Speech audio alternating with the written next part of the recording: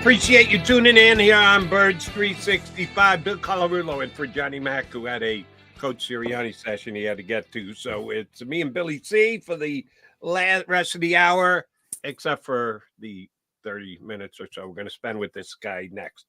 Does a phenomenal job covering the Cowboys day in and day out for The Athletic, and is always good when we punch him up here on Birds 365. That would be John Machota, Dallas Cowboy beat writer from The Athletic. All right, John, I know the first question I want to ask you, because we dealt with this last year here on Birds 365. A lot of people, while the Eagles were compiling the best record in football during the regular season, tied with Kansas City when you finish up 17, were saying, yeah, but they didn't beat anybody. The schedule was soft. The schedule was weak. Yeah, they are blank and blank, but yeah, they haven't beaten anybody. A lot of people saying that about the Cowboys. Yeah, they're putting up these blowout scores against lesser teams with losing records. And like, you got to play who you play. You can't rewrite the schedule. You can't opt to Roger Goodell go, hey, can we get a winning team here just so we can quiet our critics that we want to beat a good team? Well, they're certainly going to get that with the Eagles this week. How much is that a topic of conversation in Dallas? And I'm guessing both the players and the fans are tired of hearing it.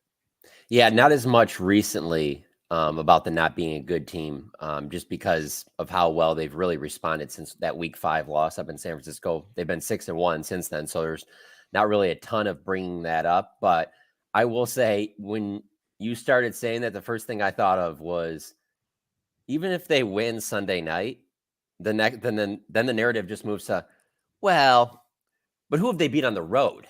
Have they beat a good road team yet? So it's just like, that's just the not, because I'll be honest with you, I mean, you guys probably get it as well, covering, the Eagles and just seeing the way the Eagles are such a lightning rod team. And obviously the Cowboys, I feel like, are number one in that the Cowboys have to be talked about nationally every single day, whether they're good or they're bad. And so it's not like anybody ever gets on any of these national shows and goes around the group and everyone disagrees on the same thing, they move to the next topic. So you have to have someone always going against whatever it is. So because of that, Cowboys could win this game, and I don't even think it would change that narrative. It would just move on to, well, it's the Eagles. They know the Eagles well. They're in their division. They've done well against the Eagles at AT&T Stadium. But can they go on the road? Because the road is where they'll need to win in the playoffs. They haven't shown that they can do that. So it'll just move to the next thing. But unfortunately for Eagles fans, they're not on the road this week. They're in Dallas. And I saw some of these stats, John, and it blew my mind that the point differential so far at home through 6 games is plus 151, which is the Cowboys' best since 1966. They've also put up over 30 points in all 6 games, with the only third team in NFL history to do that, joining the 21 Bucks and 2017 Patriots, who both had Tom Brady at starting quarterback. How good is this offense at home, and why are they so good in Dallas?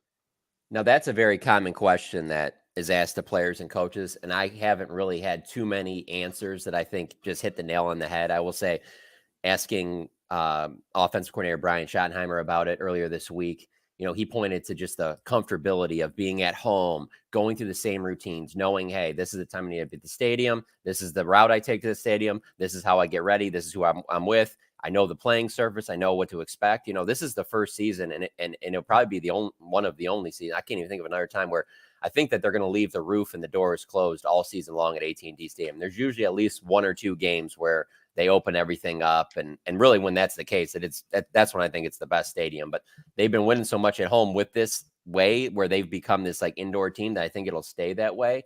But I think the natural thing for people to say when you go, oh, well, teams won 14 games in a row, it's the NFL, best in the NFL right now. It's man, it must just be crazy in there. The fans must be nuts. And I mean, they're good, but this isn't like this. There's a lot of difference here. There's a lot of building up this last 2 seasons. So if you're a Cowboys fan, they haven't done anything that make you think anything differently the last 2. When you have a team like me being from Detroit, the Lions, where all of a sudden they're having this resurgence, you understand why all of a sudden, hey, it's crazy in Ford Field. People are coming out. It's getting loud in there. There's been no change with the Cowboys other than that they've been winning. So my conclusion is that most of the credit needs to go to Mike McCarthy. He's obviously instilled a plan where this team feels most comfortable at home as a head coach, and then also obviously as their play caller. He obviously has them feeling comfortable and clicking on offense when they're at home, because if you guys have ever been to AT&T Stadium, it is not going to be on the top of your list of just the most raucous places that you don't know how opposing team's going to win there. A lot of times there's a lot of opposing teams' fans there. And if there's going to be any game that's the case, Eagle fans travel as well as anybody in the country. So maybe we'll hear some Eagle fans in the game. You mentioned Mike McCarthy. I think I should take this time to apologize to Mike McCarthy and two other Dallas Cowboys. Coming into the season, I said, yes, the Cowboys upgraded their wide receiver room by getting Cooks. Yes, they upgraded their corner slot, their second corner to Trayvon Diggs. Little did I know it's going to be Terron Bland stepping up and becoming a good guy. But no, they went out and got an upgraded quarterback, and people got him a lot of credit for it. I agree wholeheartedly. However, they're going to take a step back at tight end. Wrong. They're going to take a step back at kicker. What do you mean? He's a soccer player. Yeah, they're going to trot him out there every single. He has missed a kick since week one. One PAT hasn't missed a field goal yet. And I question Mike McCarthy and his play calling. And I think he's a very good head coach. I think he gets a bad rap as a head coach. I think he's a smart head coach. I think he's a good motivator. I think he knows how to handle a team. But I just didn't know if he's going to be a pretty good play caller. Dak is a top candidate for MVP. So you'd have to say the offense is running pretty damn well. They checked all three of those boxes. I was wrong on all three of those boxes. I know Aubrey doesn't factor in, but how much credit do you give the head coach for his play calling this year? Because I thought it was a major question mark coming in. The results are the results. How much credit should McCarthy get for this Cowboy offense being as high scoring as it is? Well, I mean, Jody, I think early on your criticism would have been completely warranted, and I think a lot of people would agree with you up until that, right after the final whistle of that San Francisco game, because it did look like this isn't the answer. This isn't going to be the thing that fixes things. But I think there was enough behind the scenes after how ugly that loss was in Week 5 at San Francisco, where CeeDee Lamb spoke up, talked about how he needed the ball more, that he can make a difference, that he can do more on this offense. And then I think that was a big moment too, where Mike McCarthy looked at that, took that into consideration, but then also felt like, to utilize Dak Prescott to his best attributes, we got to allow him to move a little bit more. Mike McCarthy came in with the West Coast trying to be more of, get the ball out quick to, whatever the first read that's open, get the ball out. Let's be on, time. Let's keep this thing moving. And where Dak is probably at his best is when things break down and he's able to get out of the pocket, use his feet, not only as a runner, but just to extend plays. And he's done that. And since that Niners game, you've just really seen, not only has Dak played his best, but he just looks so comfortable. And so, yeah, Mike McCarthy deserves a ton of credit for that. He has been able, it's a lot of times with an older coach, people think, oh, well, he's just going to be my way or the highway, but he has definitely been able to adjust. And I think that's probably the biggest reason. And then if we're being completely honest here, up until the last 5 or 6 games throughout Mike McCarthy's entire time in Dallas, they just have not had a healthy offensive line. It's always been one player or the other. And this last 5 or 6 games, I mean, it has been a ton of continuity. They've had their best 5 offensive linemen out there. And it's no surprise that it's led to the offense playing as well as it has. And John, you mentioned Dak Prescott out of the pocket. He has the highest completion percentage in the NFL outside the pocket, the second highest passer rating only behind Lamar Jackson. So the Eagles definitely need to make sure they try to keep him in the pocket. But I want to talk to you about that defense for a second. Jody mentioned Terron Bland, and we know Terron Bland leads the NFL in interceptions with 8, has the NFL record now with 5 interceptions returned for touchdowns. But you see that game against Seattle last Thursday, and it looked like the Seahawks really went after Terron Bland. According to Pro Football Focus, they targeted him 12 times. He gave up 8 catches for 169 yards and 2 touchdowns. Did get an interception, though. Is it feast or famine with Terron Bland, or was that just an off game for him? I think it was probably a little bit of an off game, but I do find it interesting, though, that they did target him as much. And there have been a couple other games this season where that's kind of stood out as well, as that was part of the game plan. You could tell that quarterbacks were going towards him.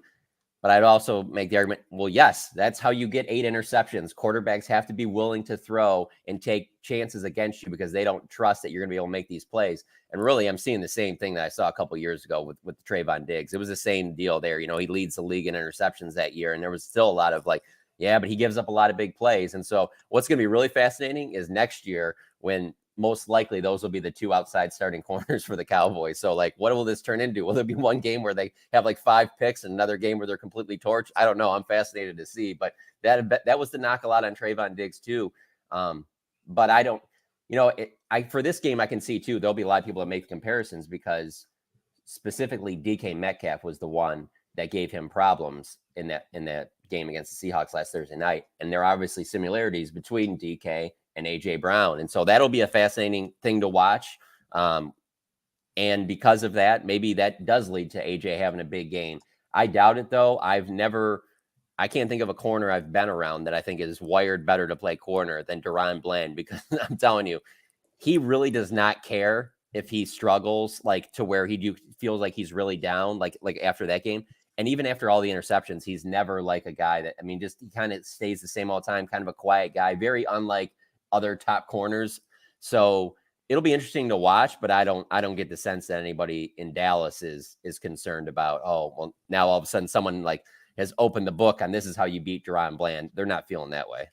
JM, as of Monday, Shaq Leonard was going to make his choice between either the Eagles or the Cowboys. Basically came down to that. At least that's the way the reporting went. And I'm going to ask you to share your reporting on it as well. He ended up choosing the Eagles. Was it because of a familiarity with Sirianni? Did the Eagles kick him a little bit more money? Does he think the Eagles are the better chance to go to the Super Bowl?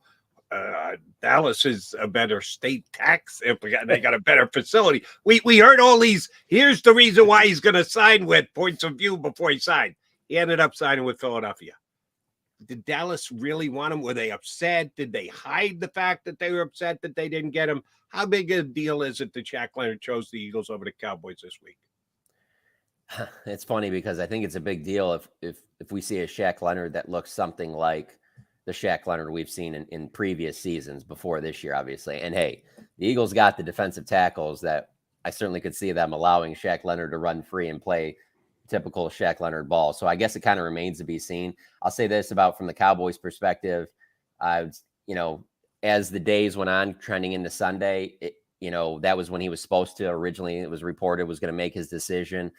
It didn't seem like the Cowboys really felt like they had a great chance, and it didn't seem like they were that disappointed, I guess. Obviously they would have liked to have him. They brought him in for a visit, but I didn't get the sense that they were really like gutted about it. And I think for Shaq Leonard, I think it might be a better fit, better opportunity with the Eagles. I'll tell you the one part that really stood out to me with the Cowboys, from the Cowboys perspective, is that when Jerry Jones talked about it on Friday, he said, because they met on Tuesday and Jerry went out of his way, met with Shaq and they had lunch.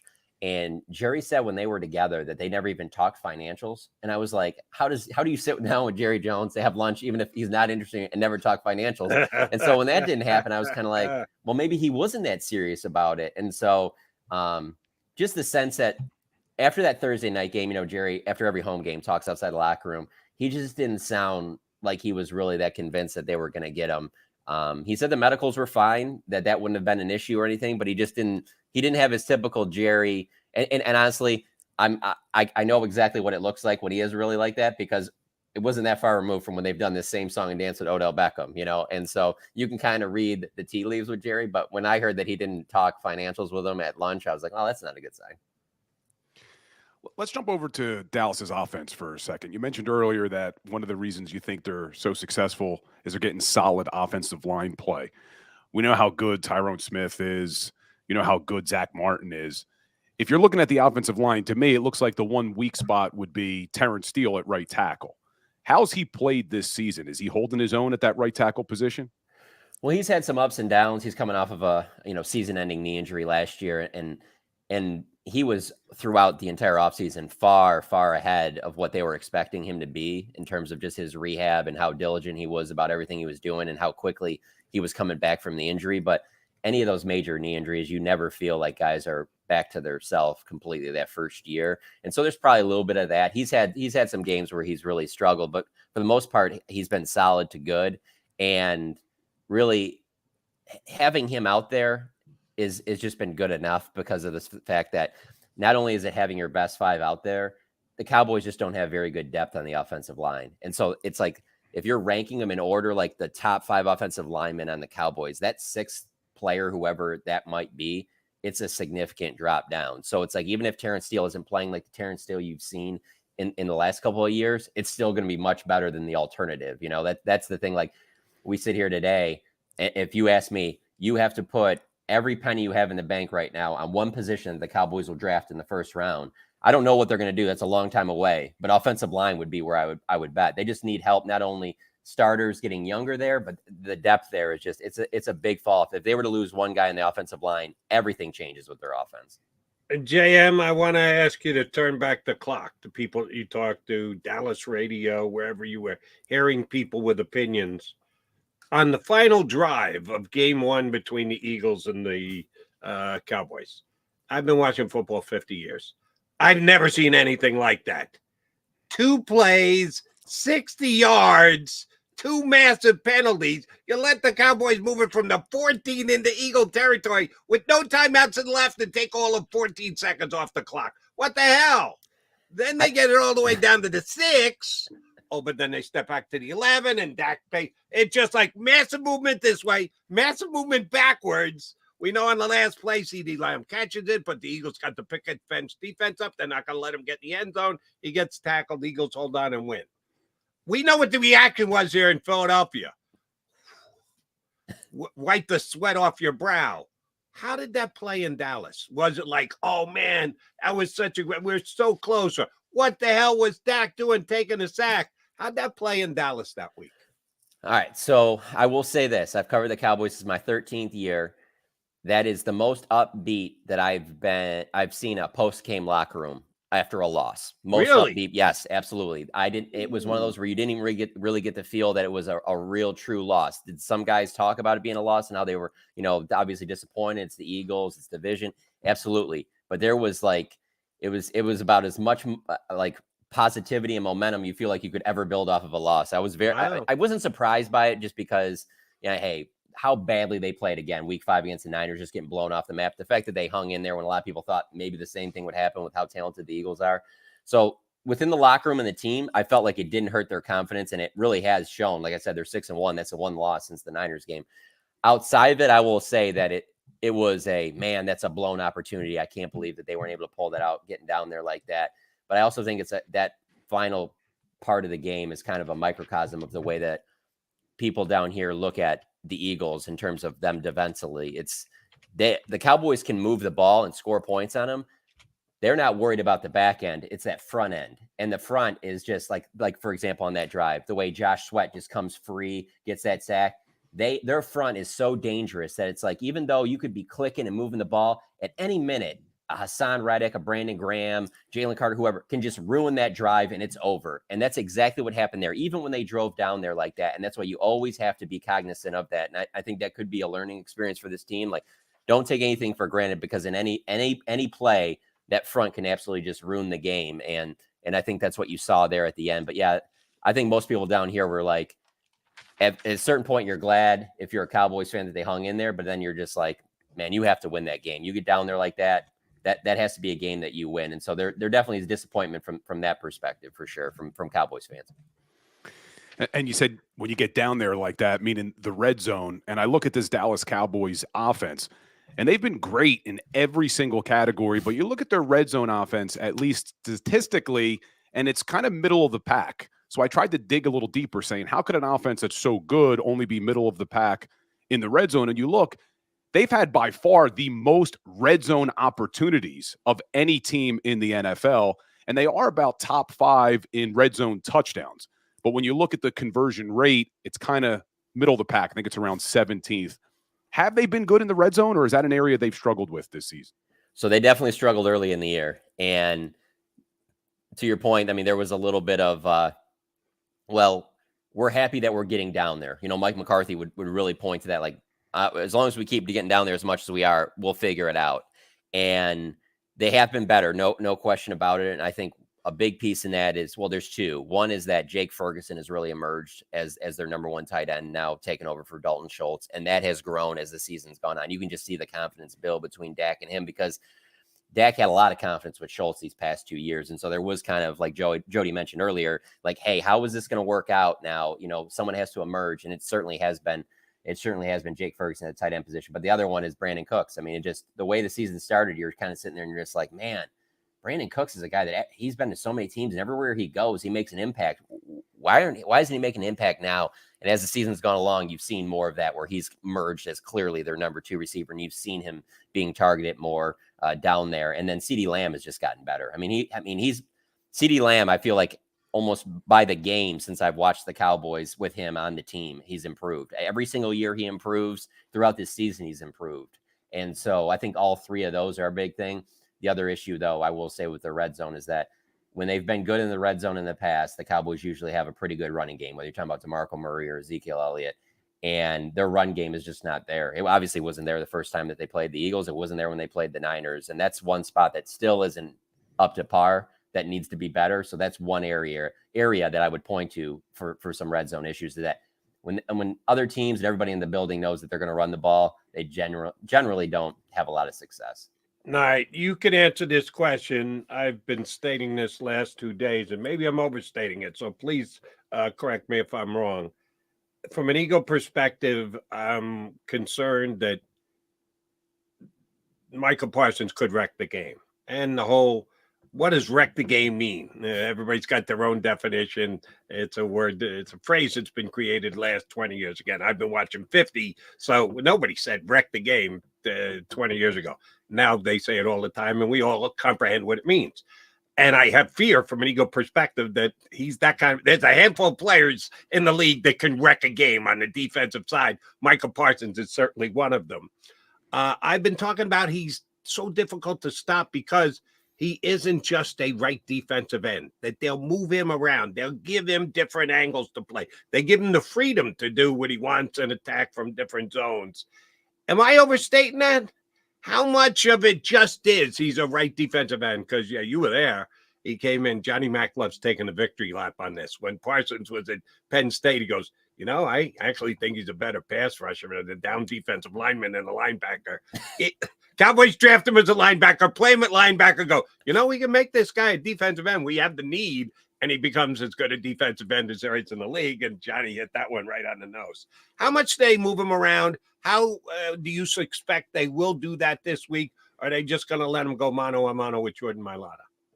I mean, that's where he'll get the most reps for sure, but they have to move him around. And because the thing is that if you just leave him there, then it's just not a one-on-one against an opposing offensive tackle. Everyone comes with some type of a chip.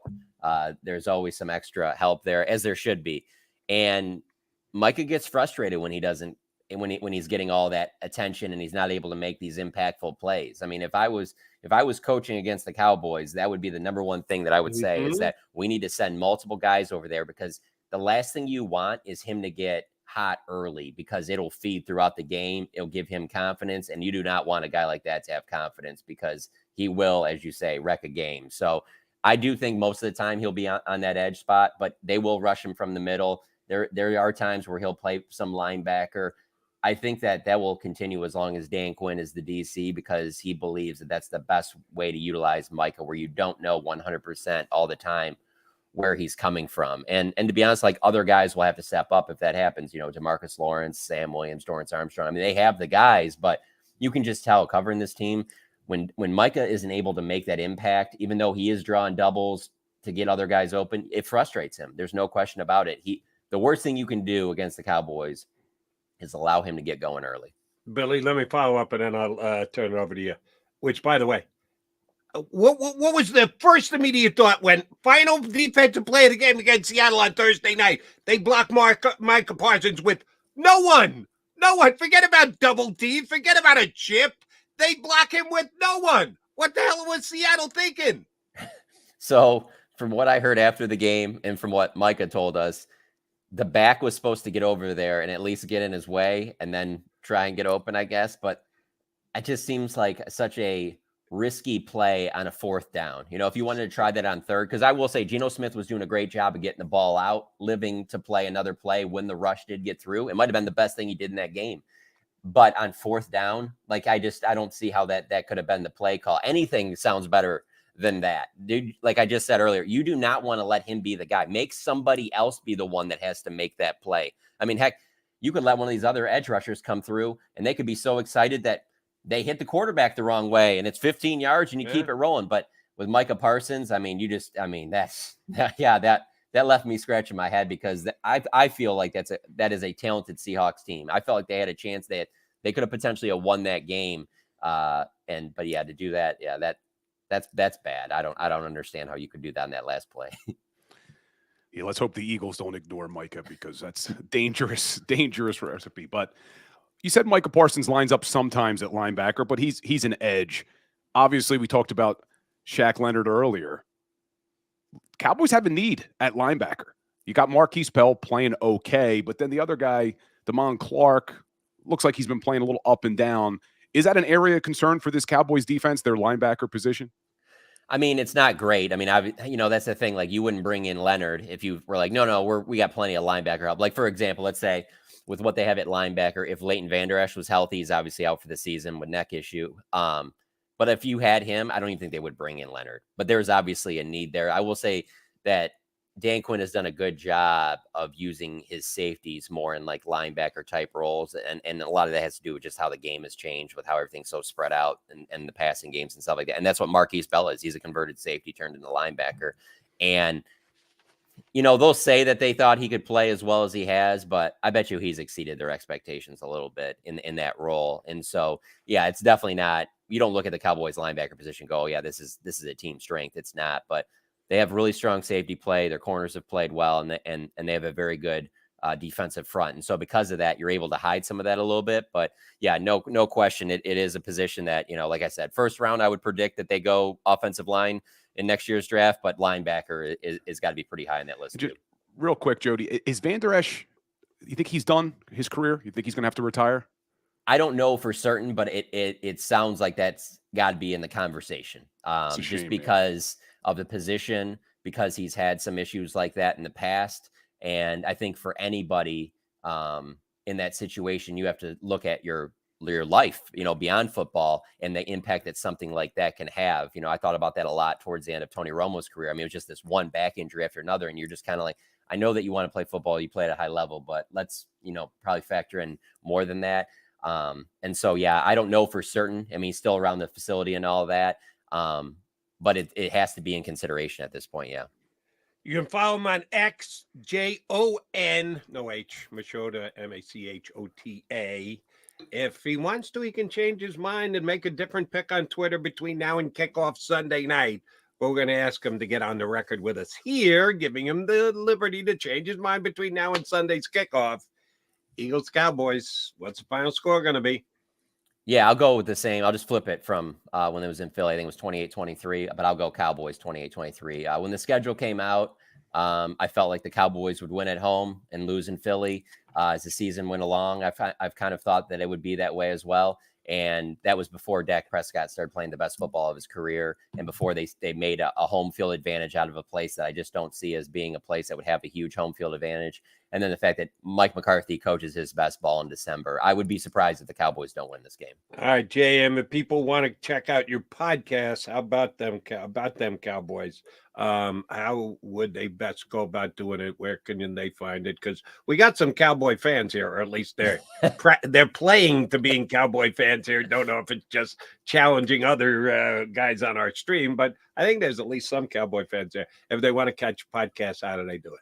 Yeah, it's on Apple, iTunes, everywhere podcasts are available, and then on The Athletic. I mean, we usually have links to it in all of our Cowboys stories and things like that. So yeah, about them Cowboys.